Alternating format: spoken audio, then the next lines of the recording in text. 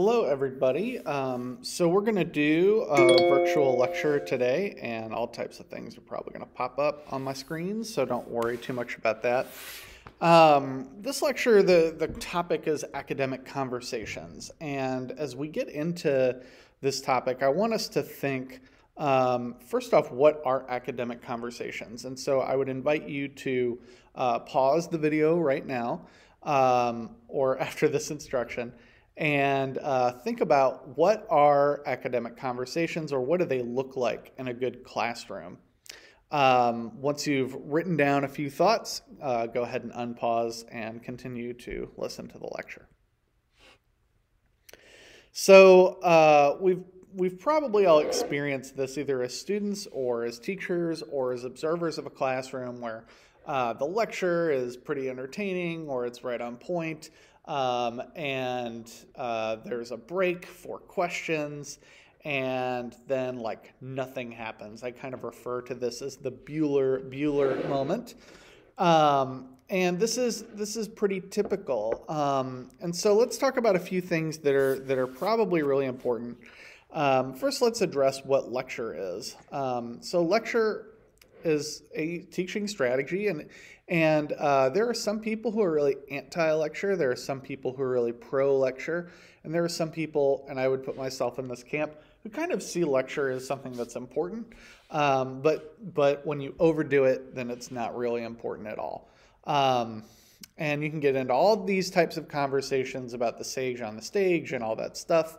But I am here to tell you, when you're an expert in something, it does pay off to tell students about your expertise and to share that with them. And especially lectures are really good for, here's a lot of information, or here is a big outline of information, here's where we're going, and here's how we're going to get there, right? So it is a lot of information dump. We do want to be aware that students can only really pay attention to us for about 7 minutes at a time. I'm definitely, not always aware of that time limit, and this lecture is sure to go over 7 minutes. But it's also a video, so you have the ability to like pause it and come back, or all those other types of things. So as we're thinking about, how are we using discussion? Lecture is one of those. It's a one-sided discussion for the most part, right? You might stop and ask questions, but is that really giving students a good chance to engage and to discuss? And there are certainly different lecture strategies where we're inviting students to engage and discuss very often.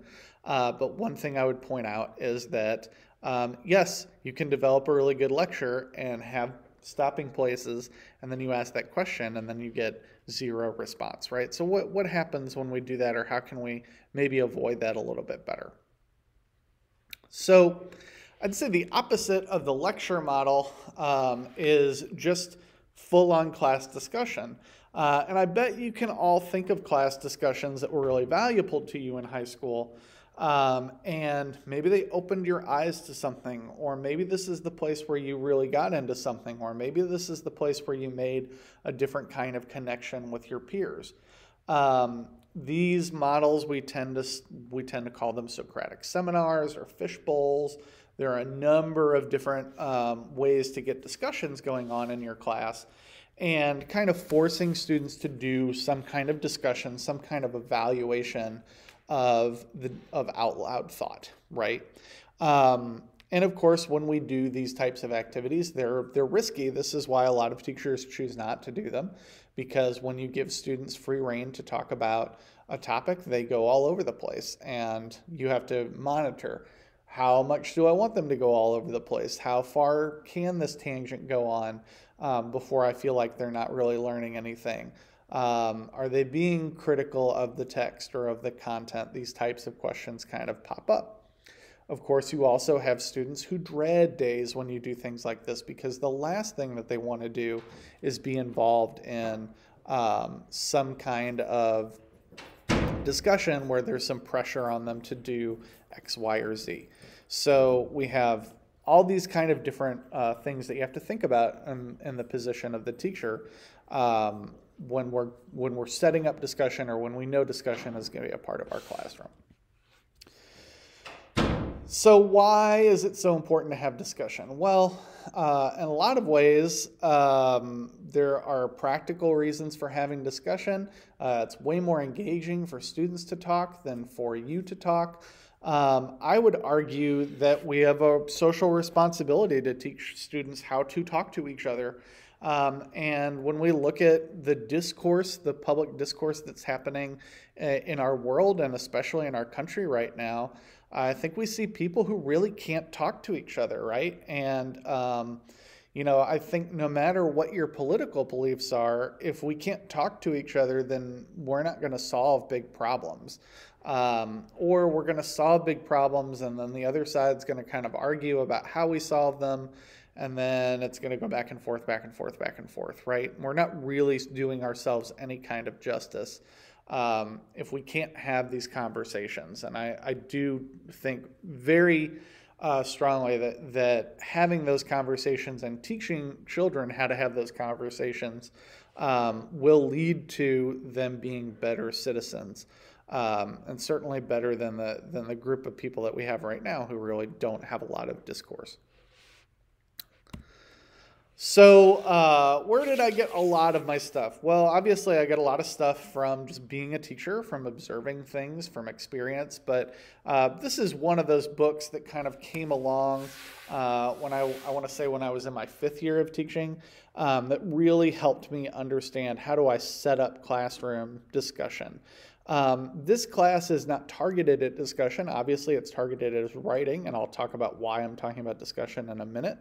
But I really love this book by Zwires and Crawford, Academic Conversations, Classroom Talk that Fosters Critical Thinking and Content Understandings, because it gives a lot of different strategies on how to have conversations inside of class.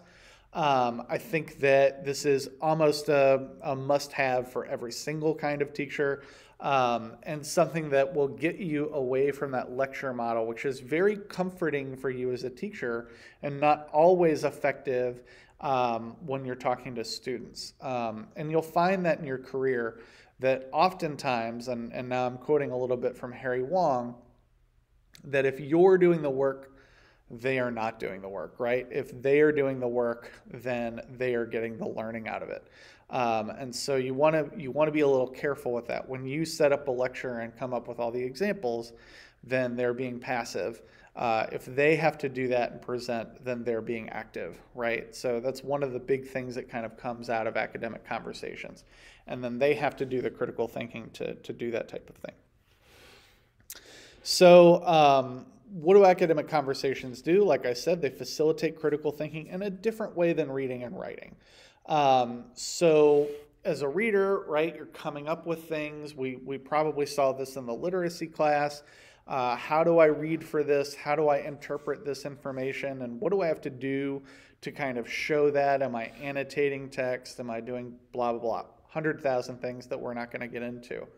When we're doing writing, right, we're doing a really professional, especially if we're talking about an end product, right? We've been through a process. We've refined the idea, right? We've looked at the idea in different ways.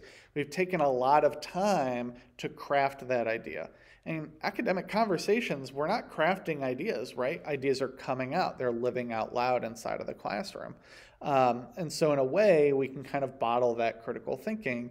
And then what happens when I come up with an idea and it's being challenged, right? Well, then we have to kind of do a little bit of argument, a little bit of swordplay in a different way than if I'm crafting or writing and you're crafting a response, right?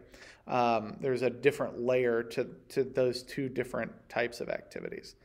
Again, it really engages students and it makes them feel seen and heard, which is also really important. Like the best lessons I've ever had are where we started with something and we got to an issue and then we got into discussion, or what we call teachable moments, right? Where I recognized, hey, the curriculum can wait until tomorrow.